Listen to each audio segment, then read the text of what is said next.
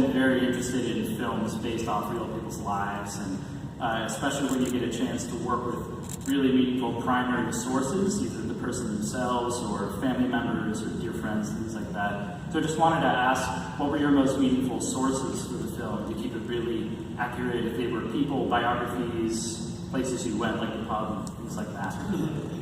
I actually had a book that Jeffrey wrote, and it was published posthumously by Tolkien. And it was a book of poetry, and I sort of used that as the Bible for the character. Just sort of thought, in what situations would he have written these poems?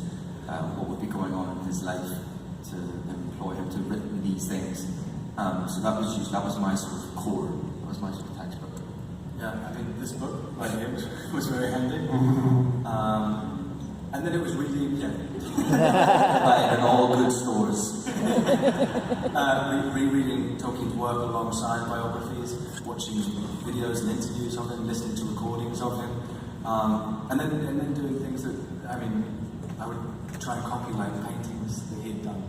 And you've got I actually have a picture of him wearing his beast mask and drawing like, I mean, had just finished an illustration of like Tolkien. So basically, when he's been sitting next to him 4 hours in the makeup, he's been drawing a Tolkien illustration of a dragon. I love that. I love that. Amazing. And when he was in his Oscar one day, I can, ransom. Like,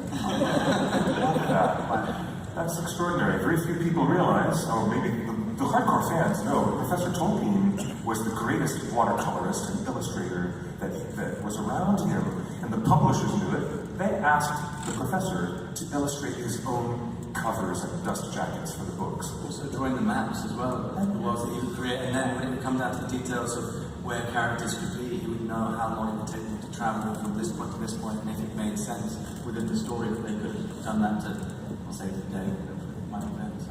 But to answer Brian, I think it's a very good question, because I've done a couple of films of real life people, and the first and foremost, you're doing it for yourself. The second, you're doing hopefully for the respect of the character. So I just dig, and my method is basically just dig everything, read everything. I read this book, I read all the biographies I found, I read all the material that he's written, try to analyze the portrayals, the illustrations, because that also tells something about how you illustrate, how you hold, I went to art school, how you hold a pencil, how you hold a brush. It tells you something about the character, your temperament, or elements. And then you find your own interpretation of the character. And that's what this film is, ours. It's our interpretations of these characters. I found that, essentially what we did was we had a structure given to us by all these letters that the real people wrote, and the conversations that were noted down and things like that. But that was a structure. We weren't doing impressions of these people. We were given the creative license to bring breath to these characters, our own take on them, and create them for ourselves, what we thought they would be.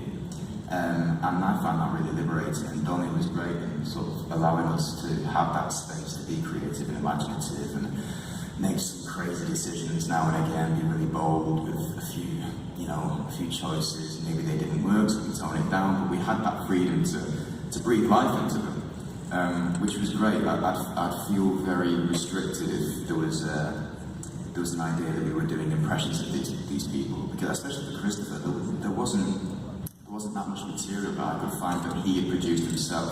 It was through letters by Robert, by Jeffrey, and by Tolkien himself. The freedom to be creative was very liberating in that sense. And I was quite lucky. I had Robert had written letters for a large portion of his life, almost every day, from when he was in university, right up until he was fighting in the First World War. And you get this, he had an amazing eye for detail, and he sort of notes down the things that he was doing that day, but he also had a real emotional clarity as to what was happening, and I was always blown away by, it's probably a terrible choice of words considering I'm talking about the war, but I was always in awe of the fact that he was able to sort of see the beauty in the war and sort of look at the gunshots as if they were fireworks rather than something terrible. And I think that's even reflected in in the scene with Gandalf and Frodo. Yes. Yeah. Yes. Now, one quick side question before we go to our next guest.